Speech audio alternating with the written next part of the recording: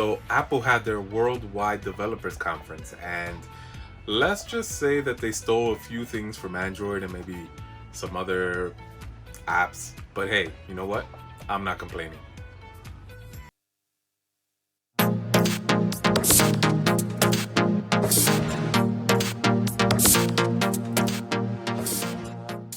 So welcome back. We've been covering a lot of gaming news lately, but this is a tech channel after all. Tech has been a little bit slow lately, but thank goodness we had the WWDC conference today. So we're going to break it down by section. If you like our content, make sure to comment, like, subscribe, and share this video with a buddy or two. It really helps us out. So let's start with iOS 14. There's actually quite a lot of few changes that we should go over. So let's start with the home screen. They redesigned the home screen to an extent. Honestly, they took a lot of the things that Android already has and has had for like 20 years or however long they've been out, but I'm glad that it's coming to iOS now. So with iOS 14, they introduced a new feature called App Library. With this new App Library, what you can do is you can actually hide all those pages, all those extra pages that you had that you probably never go to unless you need that one specific app. But anyway, you can hide all of those pages, and with a few short swipes, they're now available under this App Library. The search feature is now integrated with the Apps Library, so you just swipe down and you start typing. Right away it comes up whatever you're looking for. You also have at the top your suggested apps. It's basically going to suggest whatever it thinks you need at the moment, depending on the time of the day and things like that. It also has your most recently used apps, so most likely your most frequently used apps are going to be there. And then there's some more cool things. So now it's organized by category too. I mean, there's no real limit to how you can customize it. I mean, Android's been doing this forever with their app drawer, but now with the app library, your apps are organized by category. So with the example that they showed, they went into the Apple Arcade games and the whole library was listed. And now it also seems like you can have folders within folders, which seems really cool. It looks like it's going to be a huge time saver. I don't even think Android OS does that right now, but it's nice to see on iOS now. What else is new? We have now widgets. Well, sort of. Widgets is not new, sort of say, but what is new is the functionality of how you can use them. So before, you had the dedicated widget screen over on the left. You had to swipe left to get there. Now, it's still there, but now you can take those widgets and move them directly onto the home screen. And not just that, but the widgets are also customizable. So you can customize them to your liking, whether it's a 2x2 or a 4x2. It's however you want to customize it, that's the way it's going to be. Again, this is nothing new by any means. Android has been doing this since day one. However, it is very nice to see Apple doing this for iOS. It's probably one of the biggest things that Android has to its advantage is that it has full customization, and now we're starting to see that Apple is slowly but still surely moving into that direction with the customization. So back when I had an HTC phone, I used to love that design where the clock widget was at the top, and then I used to organize my most used apps just below that. I loved that, and I missed it when I switched over to iOS. So that's probably the first thing I'm gonna do and look for. So sticking with the widgets, there's now also a Smart Stack widget, which gives you multiple widgets within one small area, and you can kind of flip through them. And depending on your preferences or the time of day, it has like machine learning that will adapt to your preferences. And based on that, it'll show you your most necessary apps. So let's say in the morning you want to get up and you want to see the weather, it'll be there already, or it's probably one of the ones you can flip through. So another thing that's new to the iOS is the picture-in-picture. So we've actually had this on the iPad Pro. It doesn't work for YouTube unless you're a YouTube Premium subscriber, but we finally got this on the phone. So what's pretty cool about it is that you can resize it, you can move it anywhere you want on the screen, you can move it off screen and then just listen to the audio, bring it back as you need it. It's pretty cool actually. Siri is also getting some improvements. Finally, she is no longer going to take up the whole screen like she does. It's ridiculous on my iPad Pro that she takes up the entire 12 point whatever inches just for her to answer a simple question. So now she's going to be at the very top, answers your questions as needed, and then you move on. She's also smarter than she was before and more useful. So for example, you can ask her to add XYZ to your shopping list, and she'll pull up your notes or your reminders app and add it to the list just as you need. And then also you have Google Translate, Apple Translate. So yeah, this is another one of those things that they ripped off from Google, but they're calling it Apple Translate.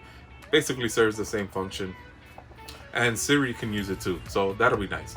Currently, right now, when I ask Siri to translate certain things, she'll tell me that she doesn't have that language pack, and it's a whole nightmare. I gotta go online. Anyway, so if Siri can now translate these things for me on the fly, then that would be great and a huge time saver for me. So it's just pretty cool that it has it built in natively. Moving on is iMessage. iMessage now allows you to do a lot of things that's pretty cool in my opinion. So the first thing is, we'll start with the pin. You can now pin your favorite conversation, your favorite person, whoever it is, all the way at the top, so it's easily accessible. Speaking of emojis, there are a couple new ones. One that gives a pound, a hug, and I forgot what the other one was. I'll show it up on the screen. Another new feature, this time stolen from WhatsApp, is the ability to reply in line.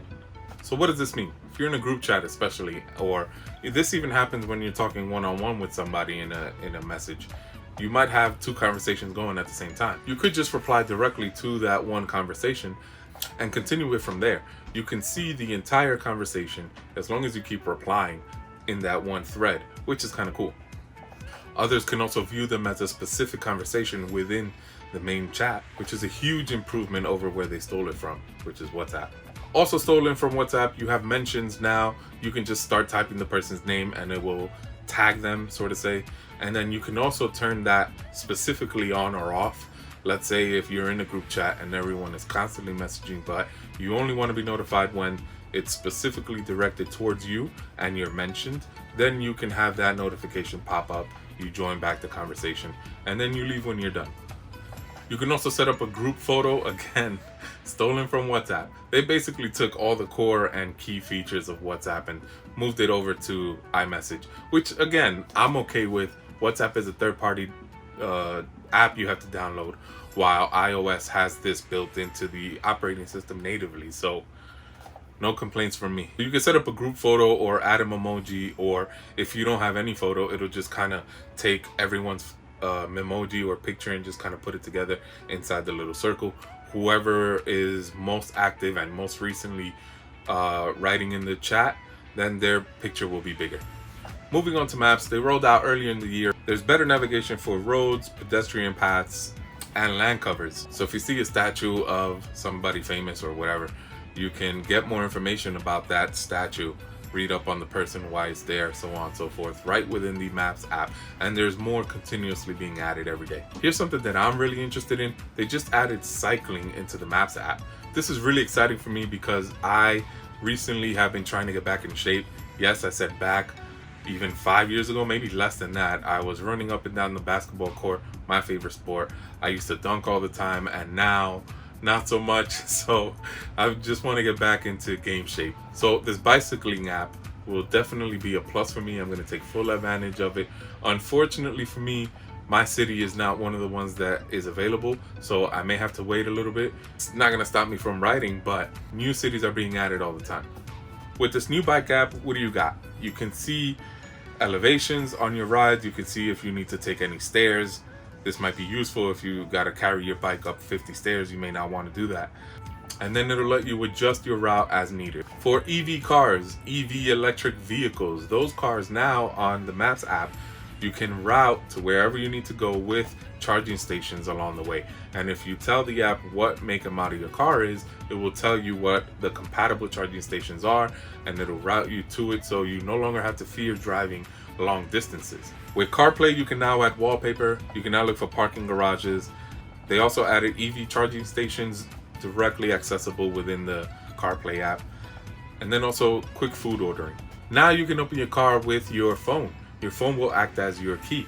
It uses near field communication, or NFC, and with that opens your car. You just got to place it in the charging pad, and now your car will acknowledge that as the key, turn on and drive wherever you got to go. For security reasons, you can also turn this off remotely with iCloud. Probably the best part of this is that you can share your key with others. So if you have kids or anything like that and they want to drive your car, you can actually set profiles for them. Maybe you don't want them driving past 11 p.m. So you can actually restrict that, send them over the key via iMessage, and then they can use your car, just not past whatever restrictions you set. Or you could give them full access and then let them go wild. This is pretty new technology. Do not expect to see this on any current vehicle. This is going to be rolling out on all compatible vehicles starting next year. So far, it's only BMW and Ford, but as time goes on, they will add more and more car manufacturers to the list. Also new that Apple introduced is app clips. This thing allows you to kind of use an app without downloading the app itself. So if you want to rent a scooter or a bike, you just tap your phone. It'll use near field communication once again, or a QR code like a special one that Apple designed. It'll use that to kind of download a small version of the app. You can quickly pay for the bike rental and then keep going. This way you don't have to download the app, create a profile, all this big mess. For those apps that require a profile, you can actually sign in briefly with the Apple sign-in.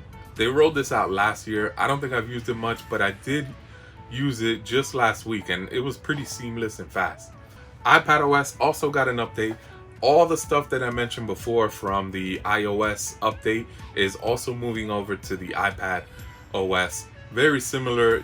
The big difference is that iPad has a bigger screen, so you have more real estate. So Siri will no longer take up space on the big giant iPad. She comes up at the top, really small footprint, gives you what you need, never really leaving your home screen or whatever application you're using at the time. So they talked a lot about apps that were designed specifically for the iPad. That's great. They also talked about apps like photos and calendars. They added a new sidebar. It's not much different from the sidebar that's already on the macOS, but it's nice that they're integrating it into the iPadOS. The toolbar at the top is also more streamlined. It's only going to show you the prompts that you need, and then they'll go away when you don't need them anymore. Again, not too different from what the macOS is already doing. Now they're just bringing this functionality over to the iPad. Siri also works with third-party apps, so like if you're getting a Skype call, again, she comes up at the top, takes up a little bit of space, and you can answer as needed, or you can swipe up to decline. Search has been redesigned. It's very similar to the app library on iOS, but it's more functional, almost works just like the Spotlight does on the macOS. It now has a universal search, which honestly I thought it already did that. But let's say you need to search for something in Keynotes or Messages or your mail or your notes, it'll find it. Whatever it is, you just type it in and it'll find it. Also new to this OS is something called Scribble. So if you have an Apple Pencil, you can now literally handwrite whatever it is that you need into the search bar. It will convert it to text. This even works with shapes. They showed us by drawing something really wonky and then it put it together all nice with the correct angles as it was supposed to be. Another thing you can now do, part of Scribble, is that you can copy your own handwriting and it will convert it to text. It also supports multiple languages, so with the example that they showed us, she wrote in English and Chinese and it was able to support it within the same line. She was even able to copy that and paste it over in a whole nother application and it copied perfectly the way she wrote it originally. Also, it will now automatically detect what you're writing. If you write somebody's name, it could be a contact. If you write their phone number, their address, it will either call them or show you their address on the map.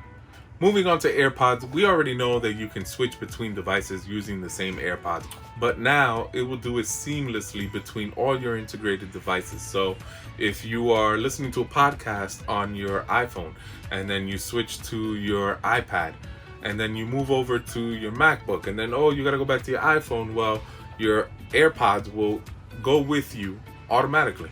Wherever the sound is coming from, if you have these things plugged into your ear and that's the active device, it will automatically switch. What about the AirPods Pro? Well, these are getting even more pro features. They will now be able to feature spatial audio. Makes you feel like you're in a movie theater. So if you're watching, let's say, a movie on an iPad, that's the example that they use, so I'll use it too. It'll allow you to feel like you're in a movie theater with the surround sound all over you. It supports 5.1, 7.1, and Dolby Atmos. They also pointed out that people tend to move their heads. So what they don't want is that if you move to the left or the right, that the sound kind of moves with you. They want the sound to stay at its focal point. So the sound should always be coming from the iPad. If you move your iPad, the sound will follow that as well. This way you're submerged deep within this movie and it's like you're actually there and not just watching it or listening to it with two headphones. watchOS 7. Now there are more complications, so if you want multiple complications from the same app, you could do that now. You can also share them with a buddy or two, just like you're gonna do with this video. Very easy. Also, if you see, let's say on a third-party website, you can now download if they have their own version that they created. 4 new features to the fitness app. It now supports core training, functional strength training. It even has a cool down period, and probably the one that everyone is gonna enjoy, dancing. Finally, it's also going to be able to tell you what workouts you've done recently. By the life of me, I can't understand why it's not already built into the app. Speaking of the app, it's gotten renamed from activity to fitness. It's also going to be able to use sleep tracking technology. So as you're getting closer to bedtime, it'll help you wind down. It'll create a personalized routine for you. Turn on Do Not Disturb. Your screen will dim. Even your watch face will change to one where when you're not using it, the screen is off, and then when you are, it's all black with a dark gray background, so it's not very bright. Hopefully it won't wake you up. And last, for the Apple Watch, it can also detect when you are washing your hands. Why is this useful? Well, there's a timer that now pops up, and it will remind you to wash your hands for 30 seconds. And it'll have a nice little countdown. If you stop early, it'll give you a friendly reminder to continue. And then once you're done, you get a nice congratulations and you walk away with your hands clean. Moving on to tvOS, they also talked about an upgraded HomeKit. The first thing they dove into is the lighting. Your lighting can now change based upon the time of the day, your mood, things like that. They're calling it adaptive lighting. Of course, you need to have one of those bulbs that support not only the changeable colors, but also a smart bulb that works with HomeKit. Also part of HomeKit, if you have cameras, not just around the house, in the backyard or the front, it can now detect faces. So if somebody's approaching your house, your HomePod will now tell you who is at the door, or you can check via your phone's HomeKit app, or you can pull it up on the Apple TV. You can actually see it with the picture-in-picture mode that's now there. You can see the full camera and it's all live. Siri's there to help you too. You can ask her, hey Siri, pull up the front camera, and she will do so. Apple TV still seems to be pushing games on this thing. When you're playing games on the Apple TV, now you can see your game progress, your achievements, your friends online, and if you switch profiles, everything will transfer over just the same way to the next profile. It'll pick up right where you left off the last time you were playing. They also added support for the Xbox Elite Series 2 controller and the adaptive controller as well. While you're working out, it also supports picture-in-picture, so you can still catch up on your news. You don't have to stop working out, and you can also watch the big sports game, whatever it is that you're interested in. Like I said, I'm a huge fan of basketball. I cannot wait for the NBA season to start back up. You can now use AirPlay in full 4K, which is a very nice feature. Probably should have already been there. Finally, let's talk about macOS and Macs. The new operating system is called Big Sur. They took the existing design, made it a bit translucent, updated the graphics on the icons. It'll work with dark mode as well. Same thing like we said before with the iPad, the buttons will appear and disappear as you need them. There are new and familiar sounds, basically the same sounds that are remastered and refined. They also added Control Center on Macs. iMessages, maps, everything that we mentioned before that's coming to the iPhone is also coming to the iPad and is also coming to the macOS. They spent a lot of time on Safari. They basically told us that for web pages that you most frequently visit, it loads twice as fast as Google Chrome. It's also not a memory hog like Google Chrome is. Therefore, it should save you a lot on battery. Now you can also run a privacy report. Apple's going to securely monitor all your passwords to see if they've been compromised in any type of data breaches. Extensions, that's a big one because they've been modified now to work with extensions meant for other browsers. But the good news is that you as a user can limit what the extensions have access to. They give you a couple of options. You can limit it to how long and what websites if you want to specify those type of details. You can customize the start page, which is kind of cool. You added a new background picture if you want. And they have translation built right into Safari. So let's talk a little bit about the hardware. The hardware is now moving away from Intel and moving towards its own processors. By doing this, Apple's able to integrate the hardware and the software, and they can fully custom design their products. We really shouldn't be surprised. This isn't the first time that we've seen them doing this. They did this back starting in 2010 with the iPhone's A4 chip. and then they moved on to the iPad, starting with the A5X chip. Apple is claiming that this is the reason why their iPads are much faster than any other tablet out on the market, and they also claim that this is why their MacBook Pro is a lot faster than a lot of computers that are already out. So they pretty much expect the same type of scaling to their Macs. So by doing this, they were able to improve the performance and power. They showed off a little graph and they kind of showed what is now, but with them moving to this new silicone, they're able to move to where they want to be. So with them using their own chip, they're able to integrate it with other chips that they already have and use. For example, the advanced power management chip, the high performance GPU, the machine learning chip, and all the other stuff that they have. So the other thing is that now that they're going to be using common architecture, their own GPU, CPU, and all the other components that they have, now it's a lot easier for developers to optimize all of their apps across the ecosystem. All the native Apple apps have been optimized for the new chip.